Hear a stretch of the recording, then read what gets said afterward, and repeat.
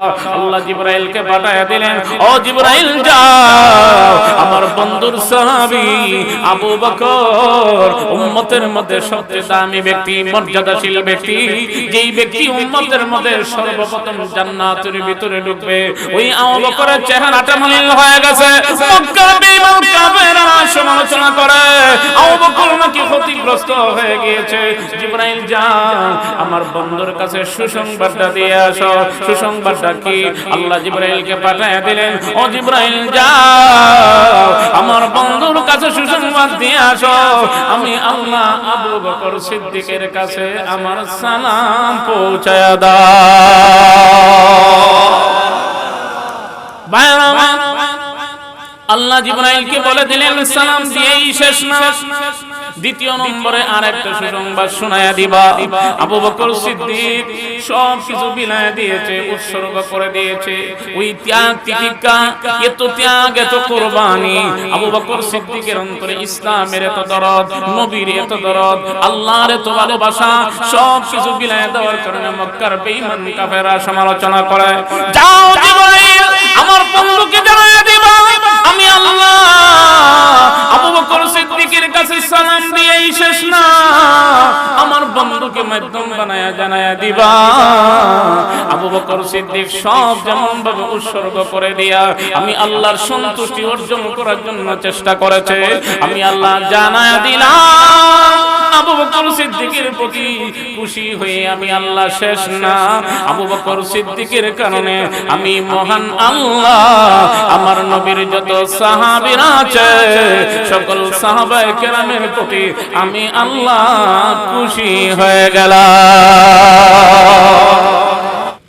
পৃথিবীর ইতিহাসে সর্বপ্রথম গড় হলো কাবা গড়।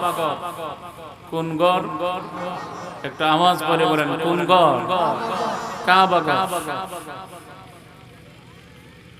পৃথিবীর ইতিহাসে সর্বপ্রথম আল্লাহ কাবাকে বানালেন। ইন্না আউওয়ালা বাইতিন উদিআ লিন-নাস লাল্লাযী বিবাক্কাতা মুবারাকাহু ওয়া হুদাল লিল-আলামিন।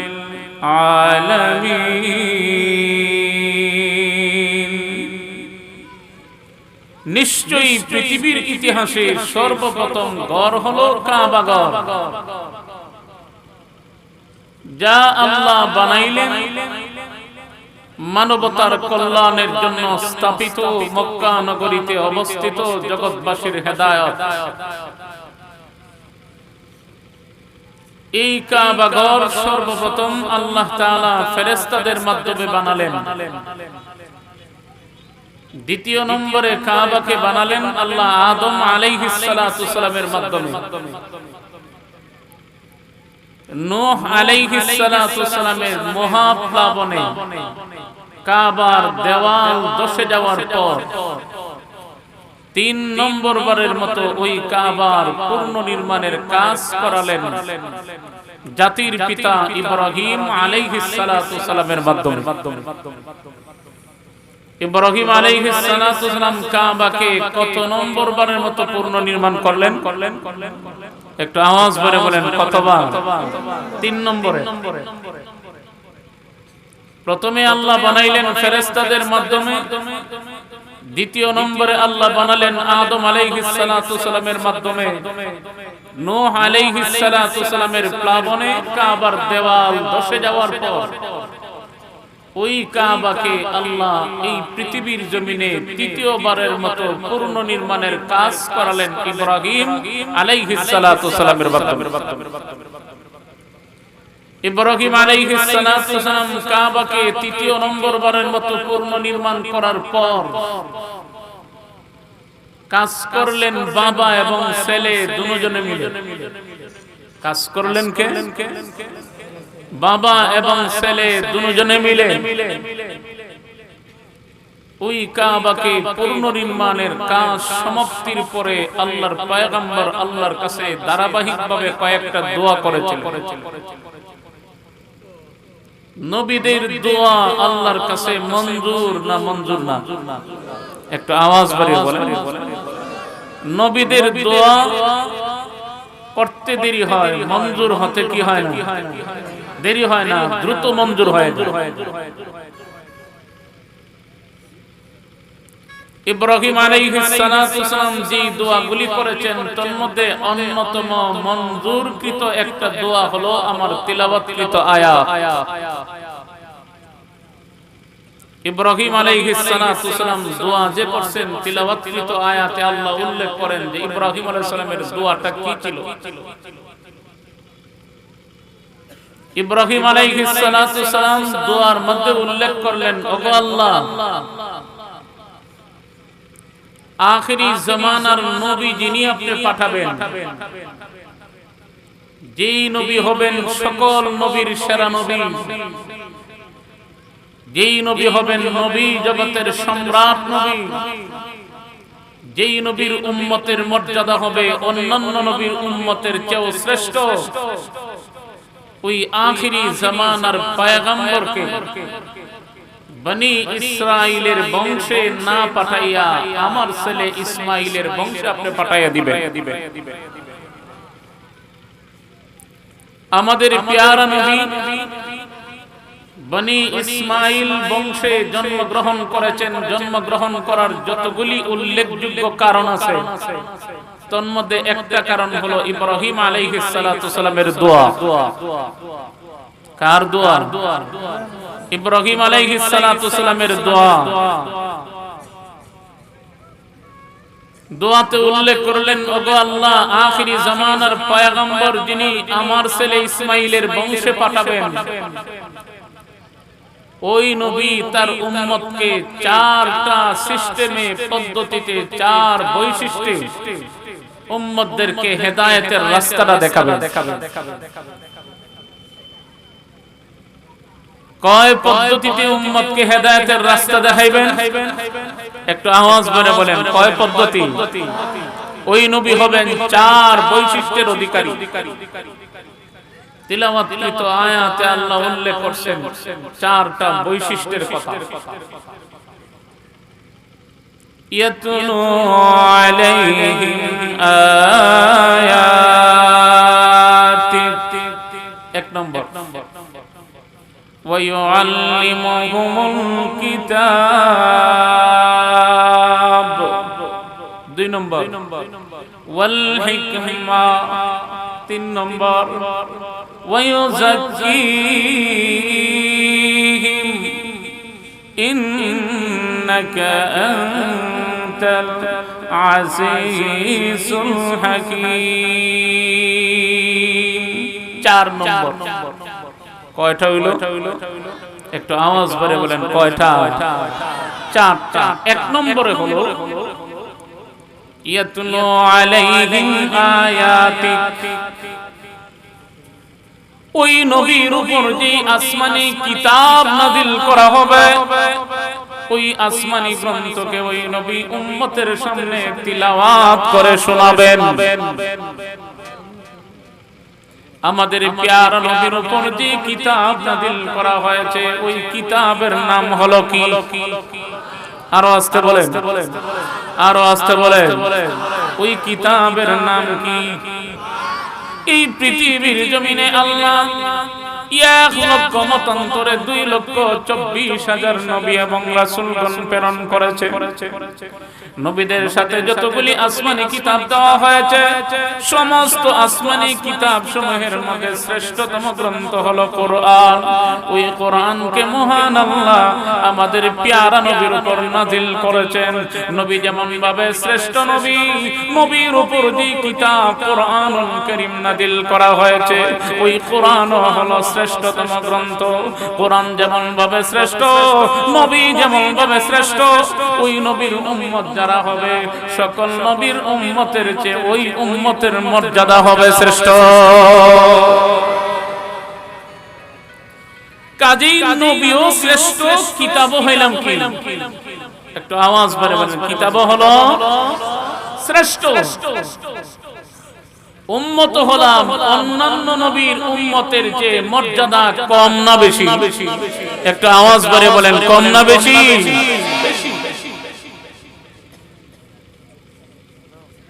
কোরআনুল কারীম অন্যান্য কিতাবের চেয়ে শ্রেষ্ঠ হওয়ার কারণ কি?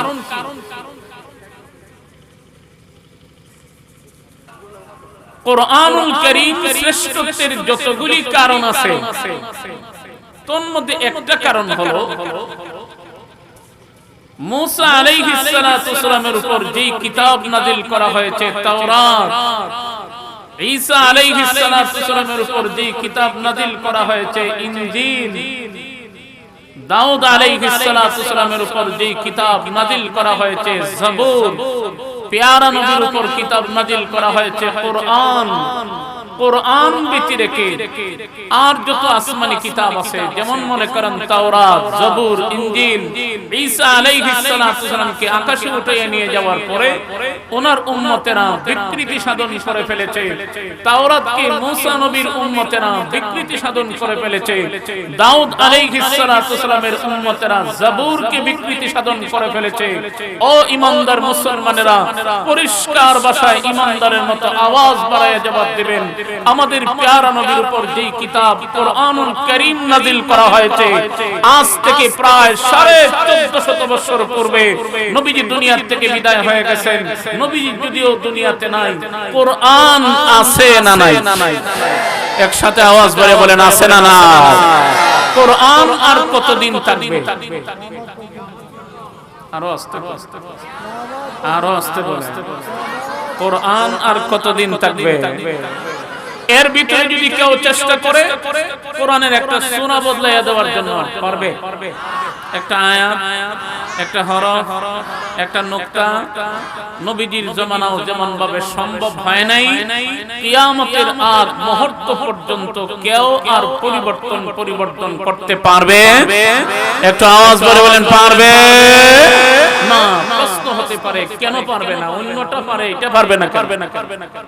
কোরআনের আয়াত আল্লাহ জবাব দিয়েছে, বিমাস্তুফিযু মিন কিতাবিল্লাহ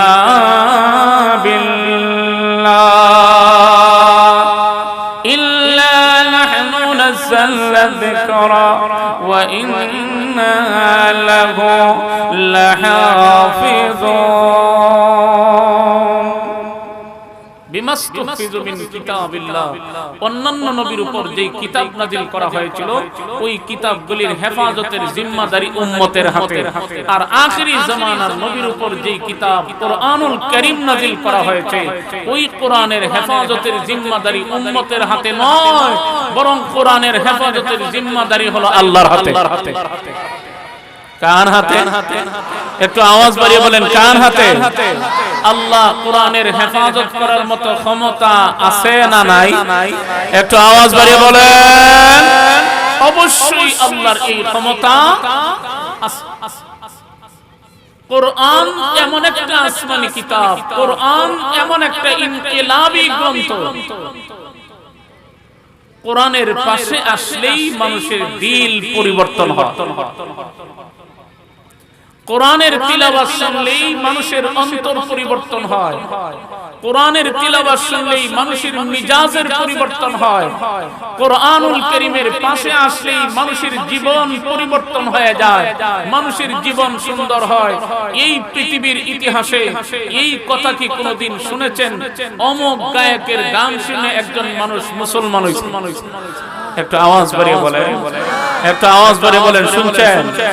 শুনেন নাই? কিন্তু পৃথিবীর জমিনে অহরহ হাজার হাজার লক্ষ লক্ষ উদাহরণ এমন আছে কোরআনুল কারীমের তিলাওয়াত শুনে কোরআনের পাশে এসে মানুষের দিল পরিবর্তন হয়, পরিশেষে তার বিবেক এই কথা বলতে বাধ্য হয়েছে, এই পৃথিবীর জমিনে আল্লাহ প্রদত্ত কোন সত্য কিতাব যদি থাকে তাহলে কোরআনুল কারীমে আছে। বহুবার এমন ভাবে পরীক্ষা হয়েছে, উদাহরণ শুনলেই আপনারা বুঝবেন। কোরআনুল কারীমকে সবচেয়ে বেশি মজা করে সুন্দর করে তিলাওয়াত করতেন মিশরের কারি আব্দুল বাসিত রাহমাতুল্লাহ আলাইহি। মজা করে তিলাওয়াত করতেন। যার তিলাওয়াতের আওয়াজ আমরা শুনেছি, তিলাওয়াতের মজা আছে না নাই? একটু আওয়াজ করে বলেন আছে না নাই? কারি আব্দুল বাসিত রাহমাতুল্লাহ আলাইহি ওনার জবান দিয়া বের হয়ে আসা তিলাওয়াতে যদি এত মজা হয়, এত স্বাদ হয়, যে বিশ্ব পয়গম্বরের উপর কোরআনুল কারীম নাযিল করা হয়েছে, ওই নবী যখন কোরআনের তিলাওয়াত করতেন মজা লাগতো না লাগতো না? একটু আওয়াজ বাড়িয়ে বলেন। মক্কার বেঈমান কাফেররা তিলাওয়াত শোনা মাত্রই দিল চেঞ্জ হয়ে কালেমা পড়ে মুসলমান হয়ে যায়। মিশরের কারি আব্দুল বাসিত রাহমাতুল্লাহকে আবার জিজ্ঞাসা করা হলো, আপনি তো কোরআনের বহু মুজিজা, কোরআনের তো বহু মুজিজা আছে, আপনি তো বহু জায়গায় বহু সেমিনারে গিয়ে কোরআনের তিলাওয়াত করছেন, আপনার জীবনে কি কোনোদিন সচক্ষে কোরআনের মুজিজা দেখছেন? জোরে বলেন না সুবহানাল্লাহ। তখন উনি জবাব দিয়েছিলেন, হ্যাঁ, আমি আমার জীবনে কোরআনের বহু মুজিজা দেখছি। আওয়াজ করে বলেন আল্লাহু আকবার। ওনার জবান থেকে বের হয়ে আসা কোরআনের একটা মুজিজার আলোচনা আমি আপনাদেরকে শোনাতে চাই। তখনই আপনাদের সামনে বিষয়টা পরিষ্কার হয়ে যাবে, কোরআন যে ইনকিলাবী গ্রন্থ। কোরআনের তিলাওয়াত শুনলেই যে মানুষের দিল চেঞ্জ হয়, পরিবর্তন হয়। মিশরের প্রেসিডেন্ট জামাল আব্দুল নাসের রাষ্ট্রীয় সফরে রাশিয়াতে গেলেন। কোথায় গেলেন? একটু আওয়াজ করে বলেন কোথায়? রাশিয়ায় তখন লাল চামড়াওয়ালাদের হাতে ক্ষমতা, খ্রিস্টানদের হাতে ক্ষমতা। রাশিয়ার সফরে যাওয়ার পরে রাষ্ট্রীয় কাজ সমাধা করার পর এক পর্যায়ে কয়েকটা বন্ধুদেরকে সাথে নিয়ে গোল টেবিলে চা চক্রে বসলেন। কোথায় বসলেন? চা খাওয়ার জন্য বসলেন। ওই বন্ধুরা ওনাকে লক্ষ্য করে বলে, ও জামাল আব্দুল নাসের, আর কতকাল তুমি ইসলাম ধর্মের অনুসরণ করবা? এই ধর্ম কি বাদ দিয়া নতুন বিজ্ঞান সম্মত ধর্ম গ্রহণ করা যায় না? আওয়াজ করে বলেন নাউজুবিল্লাহ। এই পৃথিবীর জমিনে যতগুলি ধর্ম আছে, আওয়াজ বাড়ায় জবাব দিতে। এইদিকে খালি দাঁড়ায় থাকুন, বিষয়টা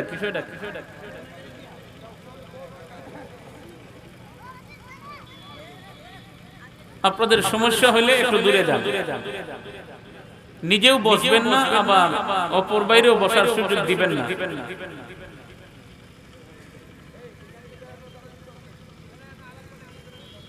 আওয়াজ বাড়ায় জবাব দিবেন। এই পৃথিবীর জমিনে যতগুলি ধর্ম আছে, সবগুলি ধর্মের মধ্যে আল্লাহর কাছে প্রিয় ধর্ম কোনটা? আওয়াজটা পছন্দ মতো হয় না, একটু আওয়াজ বাড়িয়ে বলেন না। ইসলাম। এটা কি কারো কোনো বানানো কথা? আল্লাহ কোরআনে নিজেই ঘোষণা দিয়েছেন, ইন্নাদ দীনা ইনদাল্লাহিল ইসলাম। আল্লাহ নিজেই পরিষ্কার ঘোষণা দিয়েছেন, নিশ্চয়ই আল্লাহর নিকট এই পৃথিবীর জমিনে যতগুলি ধর্ম আছে, সবগুলি ধর্মের মধ্যে আল্লাহর কাছে প্রিয় ধর্মের নাম হলো ইসলাম। ইসলাম ব্যতীত রেখে আর কোন ধর্ম আল্লাহর কাছে পছন্দনীয় ধর্ম নয়। আরো আস্তে কোনটি? মুসলমান ইমানদারের আওয়াজ এখন তো নরমাল তাহার কোন সুযোগই নাই। মুসলমান ইমানদারের আওয়াজ দুর্বল হয়ে গেছে বিদায় গোটা কয়েকটা নাস্তিক সারা বাংলাদেশে লাফালাফি শুরু করছে। ইমানদারের আওয়াজ যদি সবল হয়, ওই গোটা কয়েকটা নাস্তিক কোন রাস্তায় পালিয়ে যাবে ওই রাস্তাটা পর্যন্ত খুঁজে পাবে না। একটা আওয়াজ বাড়িয়ে বলো, ওই রাস্তাটাও খুঁজে পাবে না। আজকে আশ্চর্য লাগে ইমানদার মুসলমানের আওয়াজের কণ্ঠ শুনলে। কয়েকটা নাস্তিক মিলে এত আওয়াজ দেয়, যে আওয়াজে বোঝা যায় হাজার হাজার লোক আছে, অথচ কয়েকটা লাল কুত্তার দল। ধরে বলেন ঠিক কিনা? আর একটা আওয়াজ বাড়িয়ে বলেন, লাফালাফি করে। মুসলমান ইমানদারের আসল পরিচয় জানে না। মুসলমান এমন একটা জাত, ইমানদার এমন একটা পরিচয়। অতীতের ইতিহাস তাকায়া দেখো, বদরের প্রান্তরে মুসলমান মাত্র 313 জন মুসলমান বিজয়ী হয়েছে। আল্লাহর নবীর সাহাবী ওমর ফারুক রাদিয়াল্লাহু তাআলা মসজিদে নববীর মিম্বর থেকে আওয়াজ দিয়েছে, মহান আল্লাহ ওই আওয়াজটাকে 100 মাইল দূরে নয়, 200 মাইল দূরে নয়, 300 মাইল দূরে নয়, 400 মাইল দূরে নয়, 500 মাইল দূরে নয়, মুসলমানের আওয়াজ এত পাওয়া। ফারুক আযম মসজিদে নববী থেকে আওয়াজ দিয়েছেন, ওই আওয়াজটাকে মহান আল্লাহ 1200 মাইল দূরে সারিয়ার সকল সৈনিকের কানে মহান আল্লাহ পৌঁছায়া দিয়েছে।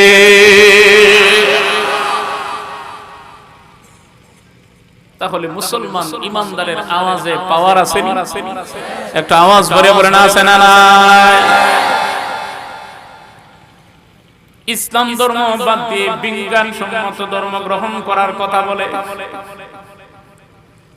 অথচ বিজ্ঞান যেখানে শেষ ইসলাম সেখান থেকে শুরু হয়। জোরে বলেন ঠিক কিনা? আর একটু আওয়াজ বাড়িয়ে বলেন।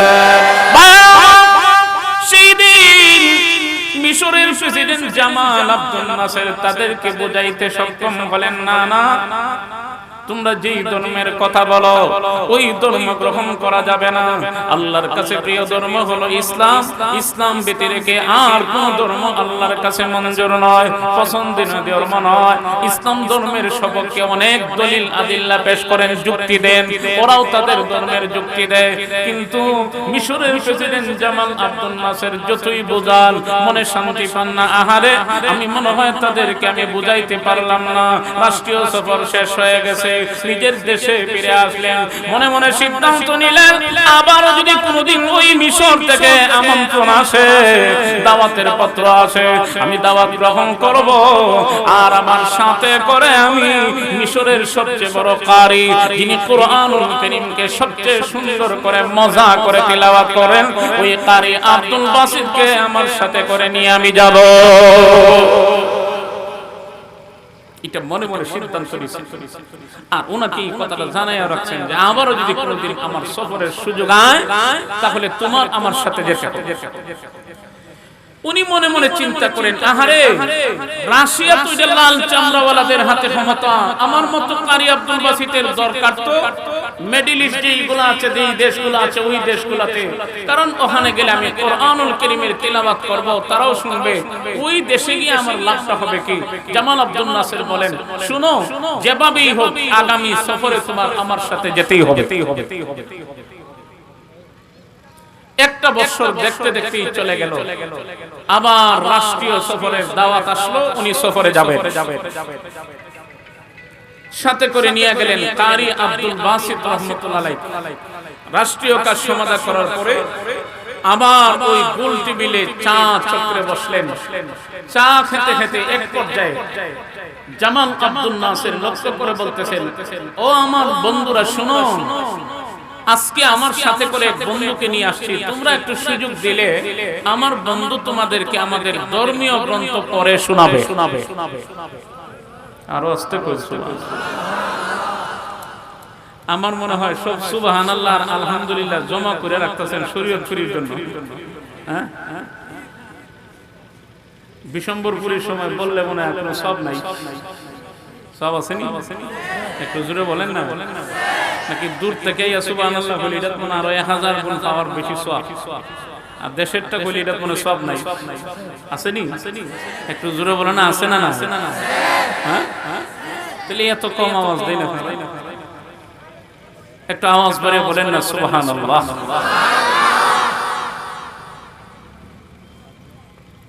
ওরা মনে মনে ভাবছে ওই লোকটা আর আমাদেরকে কি পড়ে শোনাইবে। আচ্ছা বলেন আপনার বন্ধুকে পড়ার জন্য সুযোগ পেয়ে গেছেন কারি আব্দুল বাসিত রাহমাতুল্লাহ, দেরি করেন নাই, সাথে সাথে সূরা তাহা থেকে তিলাওয়াত শুরু করছেন। সূরা তাহা কোন সূরা? যেই সূরার তিলাওয়াত শুনে ওমর রাদিয়াল্লাহু তাআলা কালেমা পড়ে মুসলমান হয়েছেন।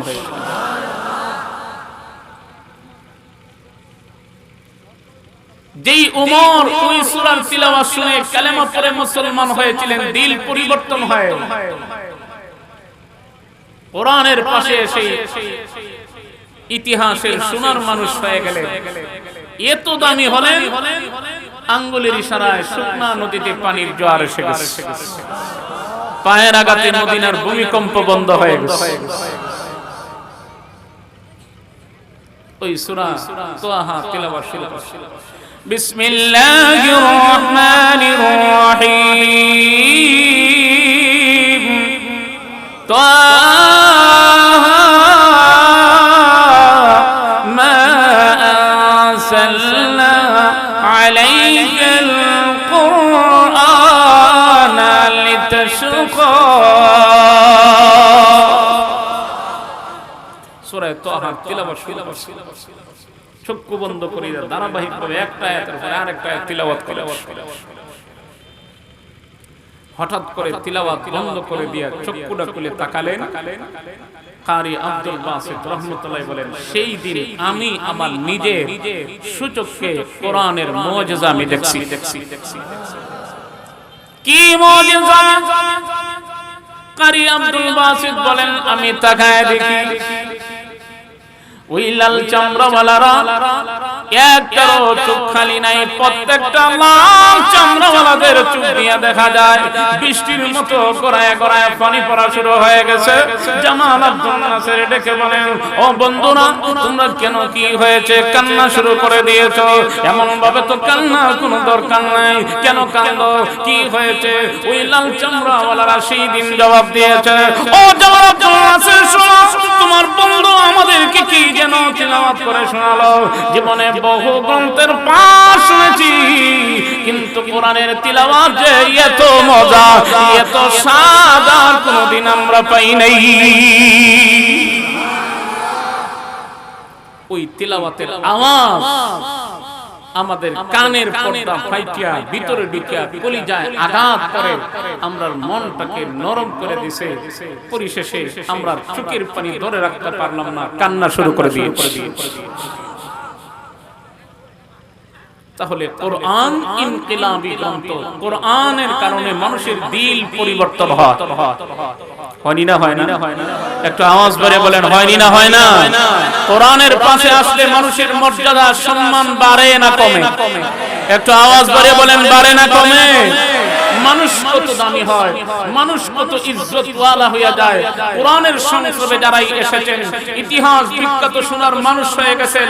নবীদের পরে উম্মতের মধ্যে সবচেয়ে বড় দামি ব্যক্তি হলেন আবু বকর সিদ্দিক রাদিয়াল্লাহু তাআলা। উম্মতের মধ্যে সবচেয়ে দামি ব্যক্তি। ও মুসলমান ইমানদারেরা, আমাদের পেয়ারা নবীর দুইটা ঐতিহাসিক সফর ছিল। কয়টা সফর? দুইটা ভ্রমণ। একটা ভ্রমণ হলো মেরাজের ভ্রমণ, আর একটা ভ্রমণ হলো কঠিন মুহূর্তে, কঠিন সময়ে হিজরতের সফর। এই দুইটা মুহূর্ত ছিল কঠিন। ও মুসলমান ইমানদারেরা, আমি আপনাদেরকে লক্ষ্য করে যেই কথাটা বোঝানোর উদ্দেশ্য, আল্লাহর পয়গম্বর বিশ্বনবী হযরত মুহাম্মদ মুস্তাফা সাল্লাল্লাহু আলাইহি ওয়াসাল্লামের মেরাজের সফরে ছিল একজন সাথী, আর হিজরতের সময়ে ছিল আরেকজন সাথী। মেরাজের সফরে সাথী ছিলেন কে? একটু কথা বলেন, কে ছিলেন? হযরত জিবরাইল আলাইহিস সালাতু ওয়াসালাম, ফেরেশতা কুলের সম্রাট ছিলেন জিবরাইল। আর পেয়ারা নবীর হিজরতের সাথী ছিলেন আবু বকর সিদ্দিক রাদিয়াল্লাহু তাআলা।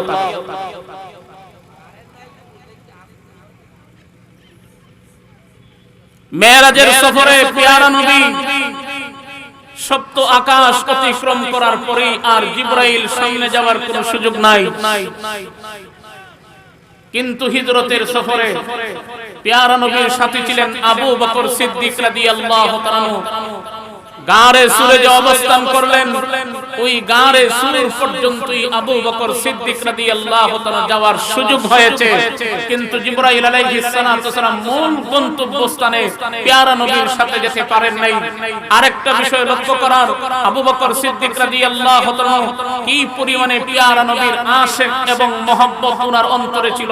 আবু বকর সিদ্দিক রাদিয়াল্লাহু তাআলা কি হিজরতের সময় নবীজি গেলেন আবু বকর সিদ্দিক রাদিয়াল্লাহু তাআলার বাড়িতে, আর মেরাজের সফরে স্বয়ং জিবরাইল আসলেন নবীজির বাড়িতে।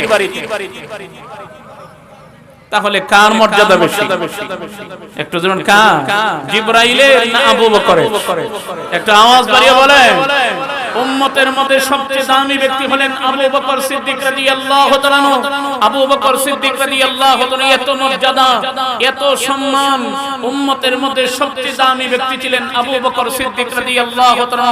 সেই আবু বকর সিদ্দিক রাদিয়াল্লাহু তাআলা এত দাম, এত মর্যাদা, এত ইজ্জত বাড়ার পিছনে কারণ কোরআনের পাশে এসে রাসূলের তরিকা গ্রহণ করে পেয়ারা নবীর মহব্বতের মাত্রা অন্তরে এত পরিমাণে ছিল, দুনিয়ার সব বিসর্জন দিয়ে দিয়েছে পেয়ারা নবীর সন্তুষ্টি অর্জন করার জন্য। আরো আস্তে কোন সুবহানাল্লাহ। কালেমা পড়ে মুসলমান হওয়ার পরে আবু বকর সিদ্দিক রাদিয়াল্লাহু তাআলা নবীজির দরবারে আসা যাওয়া করেন। গায়ে জামা নাই, পরিধান করার মতো বস্ত্র নাই, গায়ে হলো সালা সব পরিধান করে সব ইসলামের জন্য, দ্বীনের জন্য, কোরআনের জন্য, নবীর জন্য, আল্লাহর জন্য বিলায়া দিয়েছেন। আওয়াজ করে বলে আল্লাহু আকবার। আরেকটা আওয়াজ করে আল্লাহু আকবার। গজওয়ায়ে তাবুকের যুদ্ধের ময়দানে পেয়ারা নবী চাঁদা সংগ্রহ করেন। আবু বকর সিদ্দিক রাদিয়াল্লাহু তাআলা সিদ্ধান্ত নিলেন, আমি সব কিছু বিলাইয়া দিয়ে আমি বিজয়ী হয়ে যাব, এক নম্বর হব। বস্তার ভিতরে সবকিছু ভরে এমন ভাবে নিজের বেড়ার মধ্যে হাত এমন ভাবে হাত বুলাইতে আছেন। স্ত্রী ডেকে বলেন, স্বামী হে, যা কিছু আছে সব কিছু তো বস্তার ভিতরে ঢুকাইয়া নিলেন, আর তো কোনো কিছু বাকি নাই।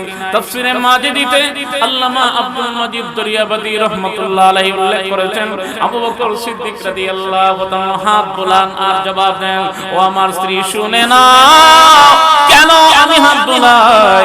আজকে তো আমার টার্গেট হলো আমি বিজয়ী হব, আমি এক নম্বর হতে চাই, উমর যেন আমার চেয়ে আগায় না যেতে পারে। ওই জন্যই আমার টার্গেট হলো আমার ওই রুমের ভিতরে, আমার ঘরের ভিতরে যা আছে আমি সব তো ভরে নিলাম। সাধারণত মহিলারা সুই দিয়া কাজ করার পরে একটা সুই গেঁথে রেখে দেয় ওই বেড়ার মধ্যে। আমার উদ্দেশ্য হলো যদি ওই সুইটা বাকি থেকে যায়, আমি আবু বকর দান খয়রাত করার ব্যাপারে, আমি আবু বকর বিলায়া দেওয়ার ব্যাপারে আমি এক নম্বর হতে পারবো না। আবু বকর সিদ্দিক রাদিয়াল্লাহু তাআলা সব কিছু বিলায়া দিয়া পেয়ারা নবীর দরবারে আসা যাওয়া করেন, সালা পরিধান করে, বস্তা পরিধান করে আসা যাওয়া করেন। মক্কার বেঈমান কাফেরেরা মস্কারি করে, ঠাট্টা বিদ্রূপ করে। আবু বকর এতদিন ভালো ছিল, যেই দিন থেকে কালেমা পড়ে মুসলমান হয়েছে, মুসলমান হওয়ার পরে আবু বকর সব কিছু বিলায়া দিয়া, গায়ে জামা নাই, বস্ত্র নাই, পরিধান করার মতো কোনো কিছু নাই, সালা পরিধান করে নবীর দরবারে আসা যাওয়া করে। আবু বকর লাভবান হয় না, আবু বকর তো ক্ষতিগ্রস্ত হয়ে গিয়েছে, ধ্বংস হয়ে গিয়েছে। এমন কথাগুলি বলে আল্লাহর নবীর সাহাবী শুনেন আর চেহারা মলিন হয়ে গেছে।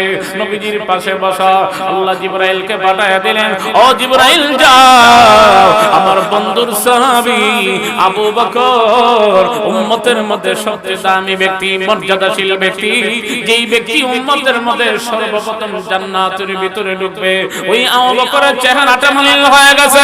মক্কার বেঈমান কাফেররা সমালোচনা করে আবু বকর নাকি ক্ষতিগ্রস্ত হয়ে গিয়েছে। জিবরাইল যাও, আমার বন্ধুর কাছে সুসংবাদটা দিয়ে আসো। সুসংবাদটা কি? আল্লাহ জিবরাইলকে পাঠিয়ে দিলেন, ও জিবরাইল যাও, আমার বন্ধুর কাছে সুসংবাদ দিয়ে আসো, আমি আল্লাহ আবু বকর সিদ্দিকের কাছে আমার সালাম পৌঁছায়া দাও। আল্লাহ জিবরাইলকে বলে দিলেন, সালাম দিয়েই শেষ না, দ্বিতীয় নম্বরে আরেকটা সুসংবাদ শোনায়া দিবা। আবু বকর সিদ্দিক সব কিছু বিলায়া দিয়েছে, উৎসর্গ করে দিয়েছে। ওই ত্যাগ তিতিক্ষা, এত ত্যাগ, এত কুরবানি, আবু বকর সিদ্দিকের অন্তরে ইসলামের এত দরদ, নবীর এত দরদ, আল্লাহর এত ভালোবাসা, সব কিছু বিলায়া দেওয়ার কারণে মক্কার বেঈমান কাফেররা সমালোচনা করে। যাও জিবরাইল, আমার বন্ধুকে জানায়া দিবা আমি আল্লাহ আবু বকর সিদ্দিকের কাছে সালাম দিয়েই শেষ না, আমার বন্ধু বন্ধুকে মাধ্যম বানায়া জানায়া দিবা। আবু বকর সিদ্দিক সব যেমন ভাবে উৎসর্গ করে দিয়া আমি আল্লাহর সন্তুষ্টি অর্জন করার জন্য চেষ্টা করেছে, আমি আল্লাহ জানায়া দিলাম আবু বকর সিদ্দিকের প্রতি খুশি হয়ে আমি আল্লাহ শেষ না। আবু বকর সিদ্দিকের কারণে আমি মহান আল্লাহ আমার নবীর যত সাহাবীরা আছে সকল সাহাবায়ে কেরামের প্রতি আমি আল্লাহ খুশি হয়ে গেলাম। সেই আবু বকর সিদ্দিক রাদিয়াল্লাহু তাআলা উম্মতের মধ্যে সবচেয়ে দামি ব্যক্তি, আবার নরম তবিয়তের, নরম মিজাজের। তবিয়তটা নরম না গরম? আপনারা ঘুমাই গেছে? নরম না গরম? একটু আওয়াজ করে বলেন নরম না গরম? একসাথে আওয়াজ করে বলেন নরম না গরম? ইসলামে আবার আরেকজন পেয়ারা নবীর আশিক আছেন, উনি আবার নরম নয়, ডাইরেক্ট উনি আবার গরম। উনি নরম না গরম? গরম। উনি হলেন উমরে ফারুক রাদিয়াল্লাহু তাআলা। আবু বকর সিদ্দিক রাদিয়াল্লাহু তাআলা যদিও নরম, কিন্তু উনার সামনে যদি কেউ ইসলামের বিপক্ষে কথা বলে, কোরআনের বিরুদ্ধে কেউ কথা বলে, পয়গম্বরগণের বিরুদ্ধে কথা বলে, আল্লাহর বিরুদ্ধে কথা বলে, ইসলামের বিপক্ষে কথা বলে, তখন কিন্তু আবু বকর সিদ্দিক আর নরম থাকেন না, তখন উনি চলে যান উমরে ফারুক রাদিয়াল্লাহু তাআলার মিজাজে। আওয়াজ করে বলেন আল্লাহু আকবার। তখন নরম থাকেন না গরম হন? একটা আওয়াজ করে বলেন নরম থাকেন না গরম? গরম হয়ে যান।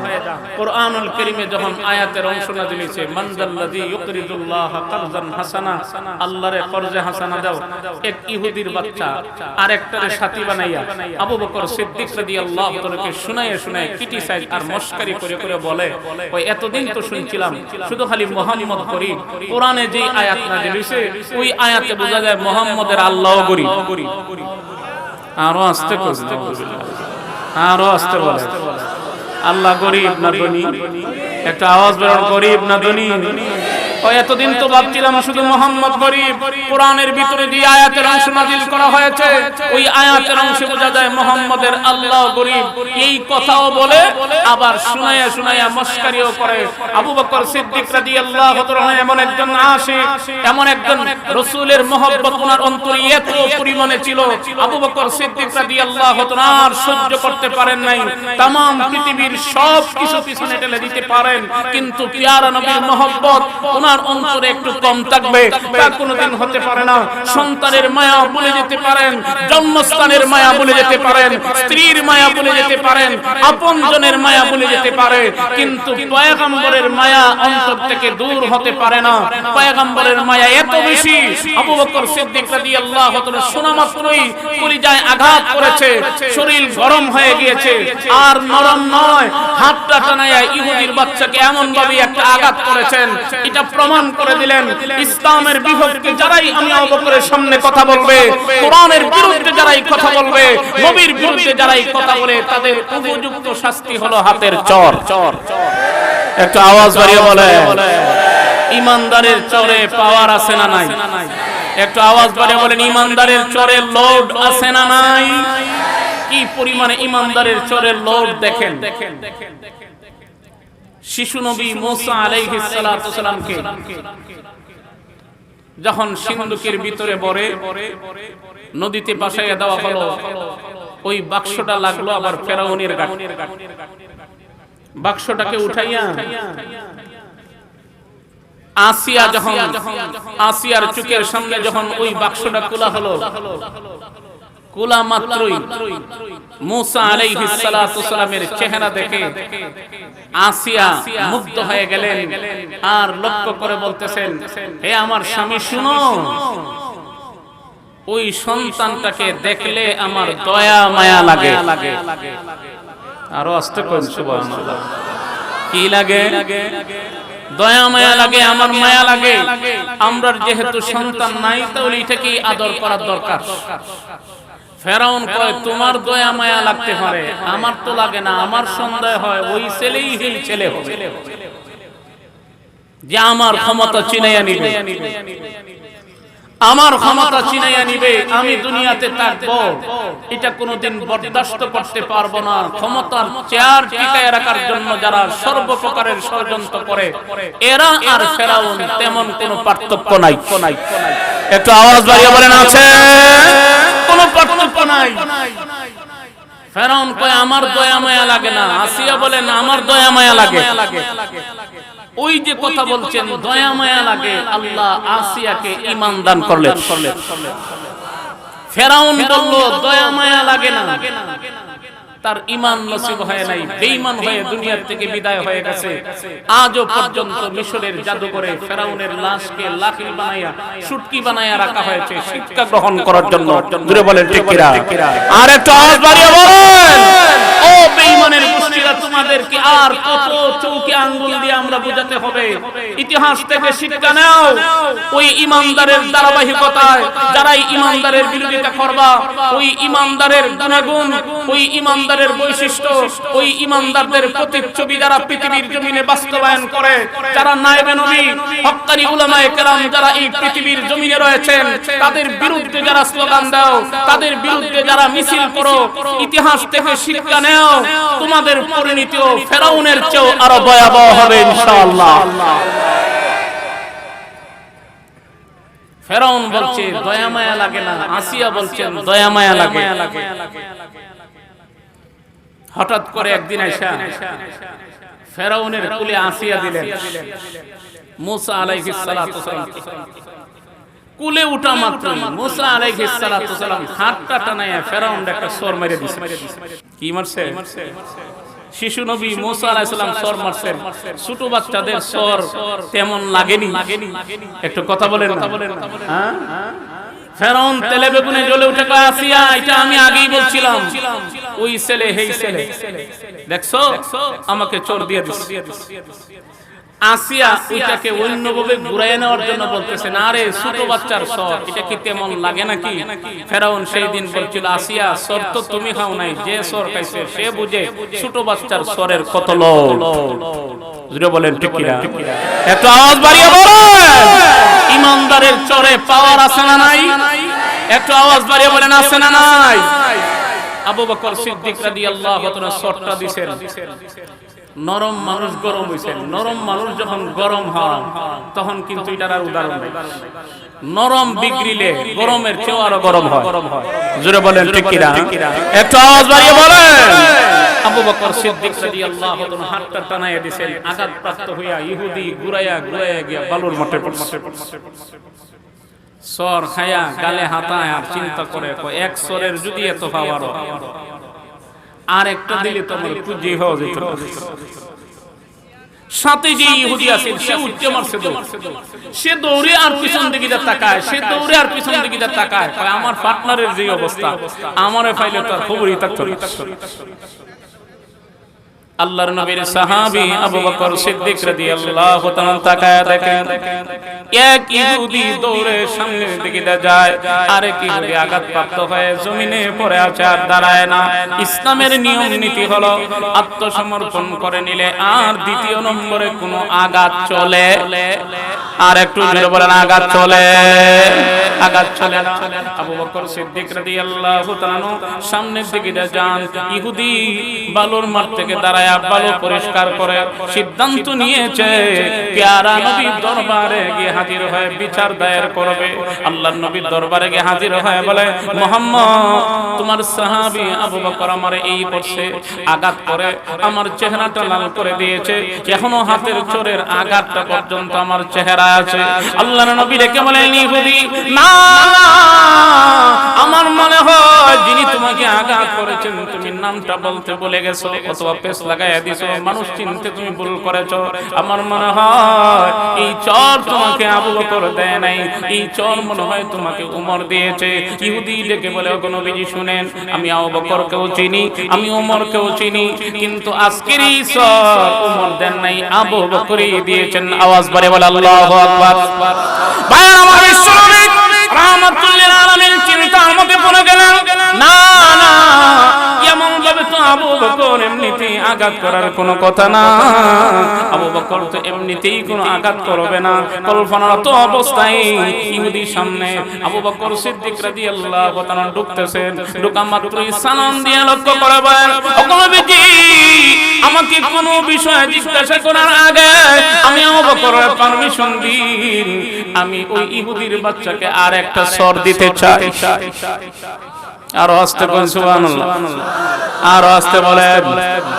আল্লাহর নবী ডেকে বলেন, আবু বকর, আমি তো আগের সরের কথাই বিশ্বাস করি নাই, কিন্তু এখনের সরের কথায় বোঝা যায় আগের সরটা তুমি দিয়েছো। আবু বকর, তুমি তো কোনোদিন এমনটা করো নাই। আবু বকর সিদ্দিক রাদিয়াল্লাহু তাআলা বলেন, নবীজি, আমি আবু বকরের বিরুদ্ধে যদি কেউ কথা বলে তার বদলা আমি নেই না, তার প্রতিশোধ নেই না, তার বিরুদ্ধে আমি কটু বাক্য উচ্চারণ করি না। ওই ইহুদিরা আমার মেয়ের বিরুদ্ধে তোহমত পর্যন্ত লাগায়া দিয়েছে, আমি তার বদলা নেই নাই, প্রতিশোধ নেই নাই। কিন্তু আমি আবু বকরের সামনে যদি কেউ ইসলামের বিপক্ষে কথা বলে, কোরআনের বিরুদ্ধে কথা বলে, নবীর বিরুদ্ধে যদি কেউ কথা বলে, আমি আবু বকর সহ্য করতে পারি না।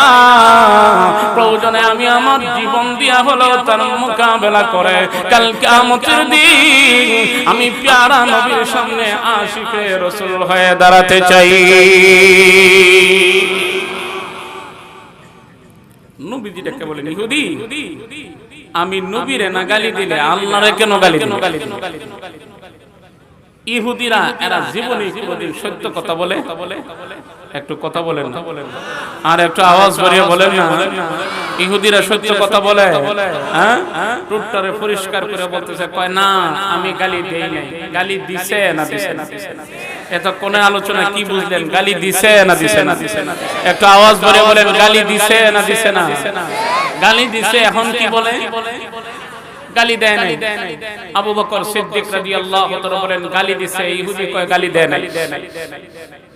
নবীজি বলেন, দুজনেই সাক্ষী পেশ করো। আবু বকর সিদ্দিক রাদিয়াল্লাহু তাআলার পক্ষে কোন সাক্ষী আছে?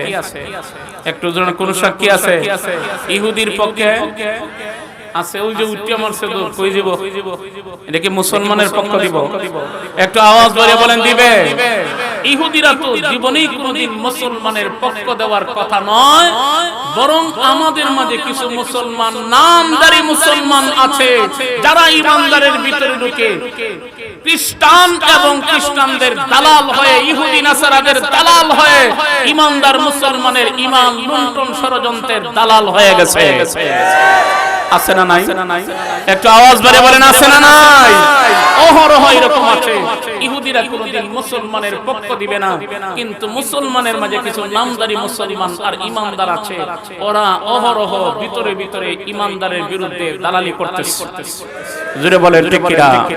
আমাদের এই 95% মুসলমানের দেশে, যেই দেশে সূর্য ওঠে আল্লাহু আকবারের ধ্বনির মাধ্যমে, যেই দেশে সূর্য অস্ত যায় আল্লাহু আকবারের ধ্বনির মাধ্যমে, যেই দেশের জমিনের নিচে লক্ষ লক্ষ আল্লাহর ওলিরা শায়িত আছেন, যেই দেশের জমিনের উপরে লক্ষ লক্ষ মসজিদ মাদ্রাসা প্রতিষ্ঠিত হয়েছে, সেই দেশে ওই সমস্ত দালালদেরকে চিহ্নিত করে রাখতে হবে। জোরে বলেন ঠিক কিনা?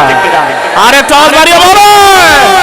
ওই সমস্ত দালালদেরকে চিহ্নিত করে রাখতে হবে, যাতে করে মাদ্রাসার বিরুদ্ধে কোনো ষড়যন্ত্র না করতে পারে, হক্কানি উলামায়ে কেরামের বিরুদ্ধে ষড়যন্ত্র না করতে পারে, যাতে করে ইসলামের বিপক্ষে ষড়যন্ত্র না করতে পারে, যাতে করে আমাদের দামি সম্পদ ঈমানকে লুণ্ঠন করে না নিতে পারে। আমাদের দামি সম্পদকে 24 ঘন্টাই পাহারা দিয়ে রাখতে হবে। জোরে বলেন ঠিক কিনা?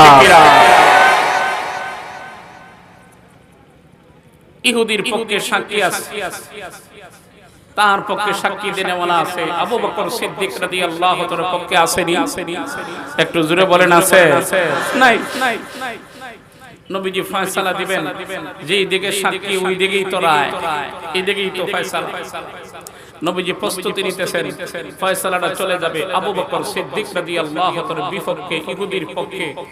আমি আপনাদেরকে জিজ্ঞাসা করতে চাই, যে আবু বকর সিদ্দিক রাদিয়াল্লাহু তাআলা আল্লাহর পক্ষ থেকে সালাম পাইলেন, যে আবু বকর সিদ্দিক রাদিয়াল্লাহু তাআলা প্যারা নবীর সাথে হিজরতের সময় গারে সুরে 3 দিন অবস্থান করে, ওনার মর্যাদা এত সম্মান, ওনার আমলনামায় এত সওয়াব উঠাইয়া দেওয়া হয়েছে। উমরে ফারুক রাদিয়াল্লাহু তাআলা আবু বকর সিদ্দিক রাদিয়াল্লাহু তাআলা বলেন, ও ভাই আবু বকর, আমার চেয়ে তোমার সম্মান মর্যাদা বেশি। আবু বকর সিদ্দিক রাদিয়াল্লাহু তাআলা বলেন, না, আমার চেয়ে তোমার সম্মান মর্যাদা বেশি।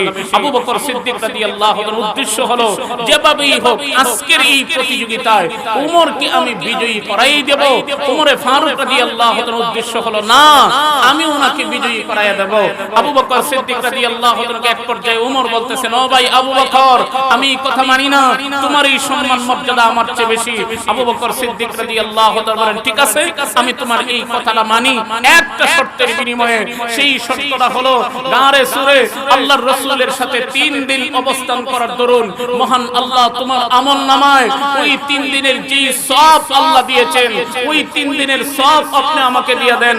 আমি ওমর কালেমা পড়ে মুসলমান হওয়ার পর থেকে অদ্যাবধি পর্যন্ত যত সওয়াব আছে আমি তোমাকে দিয়ে দেব।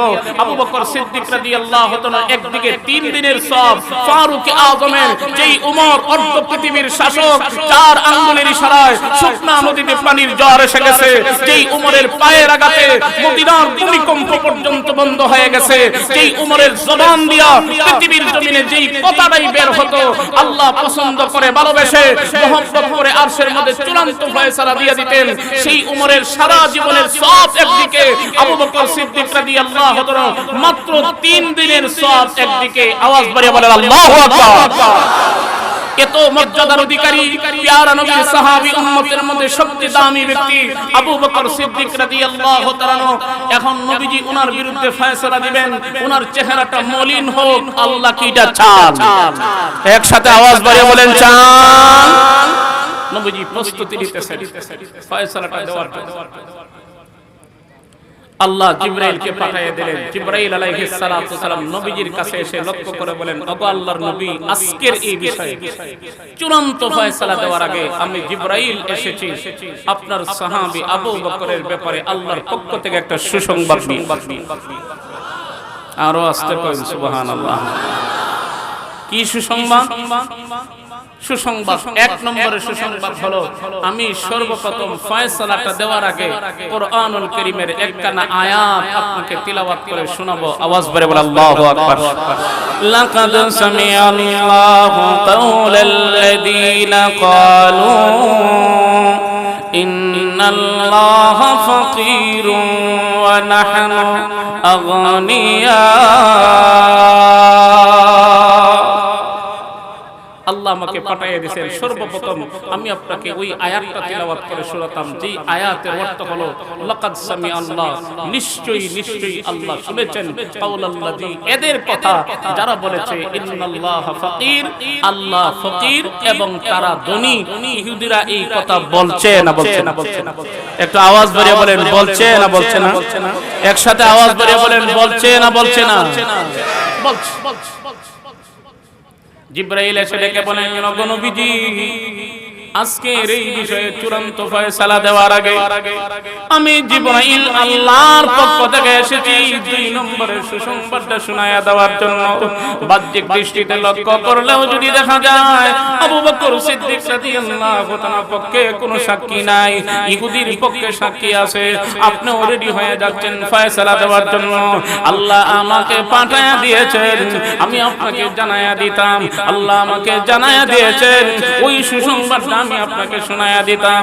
যদিও আবু বকর সিদ্দিকের পক্ষে কোনো সাক্ষী নাই, আল্লাহ জানায়া দিয়েছেন আবু বকর সিদ্দিক রাদিয়াল্লাহু তাআলার পক্ষে স্বয়ং মহান আল্লাহ সাক্ষী হয়ে গেছে।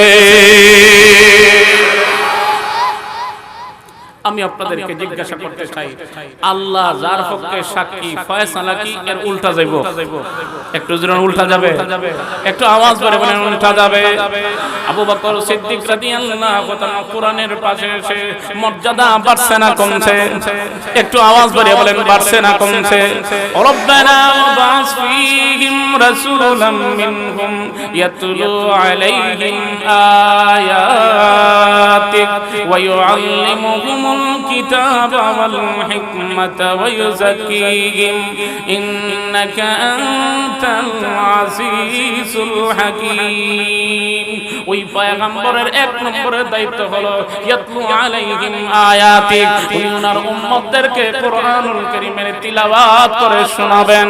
আওয়াজ বাড়িয়ে বলেন আল্লাহু আকবার।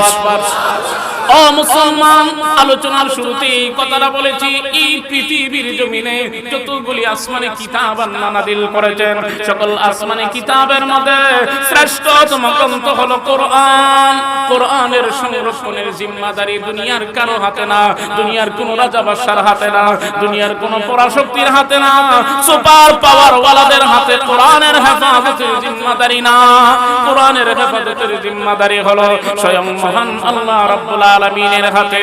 আল্লাহ যে কিয়ামত পর্যন্ত ওই কোরআনের সংরক্ষণ করবেন, হেফাজত করবেন, তার যতগুলি পদ্ধতি আছে তার মধ্যে একটা সিস্টেম হলো সমগ্র দুনিয়াতে কোটি কোটি মুসলমানের পরিবারে, কোটি কোটি মুসলমানের পরিবারে, মসজিদে মাদ্রাসায় দৈনন্দিন মুসলমানের সন্তানেরা কোরআনুল কারীমের তিলাওয়াত করবে। তিলাওয়াত হয়নি না হয়? একটু যেন হয়নি, একটু আওয়াজ বাড়িয়ে বলেন হয়নি, একটু আওয়াজ বাড়িয়ে বলেন হয়নি। মুসলমানের পরিবার থেকে কোরআনুল কারীমের তিলাওয়াত শোনা যায়। আজ থেকে প্রায় 20-25 বছর আগের ঘটনা। ফজরের নামাজ আদায় করে একটু হাঁটাচলা করলে এই তিলাওয়াত শোনা যাইত, ইয়াসিন ওয়াল কুরআনিল হাকীম ইন্নাকা লামিনাল মুরসালিন আলা সিরাতিম মুস্তাকিম। আর একটু আগালি তিলাওয়াত শোনা যাইত, আর রহমান আল্লামাল কুরআন খালাকাল ইনসান। আর একটু আগাইলি সূরা ওয়াকিয়ার তিলাওয়াত শোনা যাইত, আর একটু আগাইলি সূরা মুলকের তিলাওয়াত শোনা যায়। ও মুসলমান ঈমানদারেরা, গভীর মনোযোগ সহকারে আলোচনা শুনেন আর বোঝার চেষ্টা করেন। 20-25 বছর আগের কথা, এমন ভাবে তিলাওয়াত মুসলমানের পরিবার থেকে বের হয়ে আসতো। কিন্তু আজকে 15-20 বছরের ব্যবধানে দুনিয়ার বেঈমান কাফেররা, ইহুদি নাসারা, খ্রিস্টানেরা ষড়যন্ত্র করে মুসলমানের পরিবার থেকে কিভাবে কোরআনুল কারীমের তিলাওয়াত উঠায়া দেওয়া যায়, সেই জন্যই মুসলমানের পরিবারে ষড়যন্ত্র করে সারে গামা বাদা নিশা বাদ্যযন্ত্র মুসলমানের পরিবারে ঢুকাইয়া দিয়েছে। আর একটু আওয়াজ বাড়িয়ে বলে, কাজেই মুসলমানের পরিবার থেকে গানের আওয়াজ বের হয়ে আসবে না, কোরআনের তিলাওয়াত। আর একটু আওয়াজ বাড়িয়ে বলেন কিসের তিলাওয়াত? একসাথে আওয়াজ বাড়িয়ে বলেন কিসের তিলাওয়াত? আল্লাহর নবী ঘোষণা করেন, যেই ঘরের ভিতরে কোরআনুল কারীমের তিলাওয়াত হয়, সেই ঘরের মধ্যে আল্লাহর পক্ষ থেকে রহমত আর বরকত নাজিল হয়। কোরআনের সাথে যদি সম্পর্ক হয়, কোরআনের মায়া মহব্বত, কোরআনের আজমত ভালোবাসা যদি অন্তরে তৈরি হয়ে যায়, কোরআন কাল কিয়ামতের দিন বলবে না। কোরআনুল কারীমের তিলাওয়াত যদি কেউ সহি শুদ্ধভাবে করে, কাল কিয়ামতের দিন আল্লাহর রাসূল ঘোষণা করেন, ইউকালু লিসাহিবিল কুরআন ইকরা ওয়ারতাকি ওয়ারাতিল কামা কুনতা তুরাতিলু ফিদ দুনিয়া ফাইন্না মানসিলাকা ইনদা আখিরি আয়াতিন তাকরাউহা। কাল কিয়ামতের দিন কোরআন পড়নেওয়ালাদেরকে বলা হবে, ও কোরআন পড়নেওয়ালারা, কোরআন পড়ো। দুনিয়ার জমিনে যেমন ভাবে সহি শুদ্ধভাবে কোরআন তিলাওয়াত করেছো, তিলাওয়াত করো আর উপরের দিকে উঠো। জান্নাতে যে জায়গায় গিয়ে তোমাদের তিলাওয়াত শেষ হবে, আল্লাহর পক্ষ থেকে সম্মানিত জায়গা তোমার জন্য সেই জায়গা নির্ধারণ করে দেওয়া হবে। কাজেই কোরআনের সাথে সম্পর্ক হলে লাভ না ক্ষতি। একটু আওয়াজ বাড়িয়ে বলেন, একটু আওয়াজ বাড়িয়ে বলেন। এখন যদি আমাদেরকে কেউ বলে কোরআনের বিপক্ষে যাওয়ার জন্য আমরা যাব, একটু আওয়াজ বাড়িয়ে বলেন। এই কথাটা বলবে কারা এখন আমাদের? নবীরা দুনিয়া থেকে বিদায় হয়ে গেছেন, নবীদের এই জিম্মাদারিটা আদায় করবে কারা? হ্যাঁ, নবীদের এই জিম্মাদারি, নবীদের এই মিশনটা জাতির সামনে তুলে ধরবে কারা? হ্যাঁ, মন্ত্রীরা, একটু কথা বলেন না, এমপি, চেয়ারম্যান সাহেব, মেম্বার সাহেব, এদেরকে বলা হয়েছে নায়েবে নবী। নায়েবে নবী কাদেরকে বলা হয়েছে? একটু আওয়াজ বের, কাদেরকে বলা হয়েছে? উলামায়ে কেরামদেরকে বলা হয়েছে নায়েবে নবী। এরা নবীদের জিম্মাদারি পৃথিবীর জমিনে আদায় করবেন। সুতরাং হকের আওয়াজ যদি উলামায়ে কেরামের পক্ষ থেকে আসে, ওই আওয়াজকে উঁচু করতে গিয়ে যদি প্রয়োজনে আমার শরীর থেকে হাত আলাদা করে দেওয়া হয়, শরীর থেকে যদি চামড়া আলাদা করে দেওয়া হয়, এমনকি জীবনও যদি চলে যায়, এরপরেও উলামায়ে কেরামের বিরুদ্ধে যাব না। উলামায়ে কেরামের পক্ষ থেকে যেই হকের আওয়াজটা এসেছে, জীবন দিয়ে হলেও ওই আওয়াজকে উঁচু করে রাখার চেষ্টা করব। কারা কারা রাজি আছে একটু হাত করে। নারায়ে তাকবীর, আল্লাহু আকবার, নারায়ে তাকবীর, ইহুদিরা দলালরা, হুশিয়ার সাবধান, ইহুদিরা দলালরা, হুশিয়ার সাবধান, action, action, direct action, action, action, direct action, আলমদের অ্যাকশন, ডাইরেক্ট অ্যাকশন, আলমদের action, direct action, action, action, direct action. মাশাআল্লাহ, আমরা উলামায়ে কেরামের সাথে থাকবো তো? একটু জোরে বলেন থাকবো, একটু আওয়াজ বাড়িয়ে বলেন থাকবো। উলামায়ে কেরামের পক্ষ থেকে যদি কোনো আওয়াজ আসে, এটার ব্যাখ্যা না করে তড়িৎ গতিতে সমর্থন করে প্রয়োজনে যদি জীবন দিতে হয় প্রস্তুত। জোরে বলেন ঠিক কিনা? আর একটু আওয়াজ বাড়িয়ে বলেন। যারাই এর বিরোধিতা করবে ওদেরকে আমরা এক চুল পরিমাণও ছাড় দেব না ইনশাআল্লাহ। জোরে বলেন ঠিক কিনা? আর একটু আওয়াজ বাড়িয়ে বলেন। কাজেই এই কঠিন প্রেক্ষাপটে মাদ্রাসাগুলি থাকার দরকার আছে না নাই? একটু আওয়াজ বাড়িয়ে বলেন আছে না নাই? আর একটু আওয়াজ বাড়িয়ে বলেন আছে না নাই? আছে। যেই কথাটা বলতেছেন এটা পরীক্ষা হবে এখন ইনশাআল্লাহ, বোঝা যাবে যে অন্তর থেকেই কইছেন না, দুই টুটে বলতে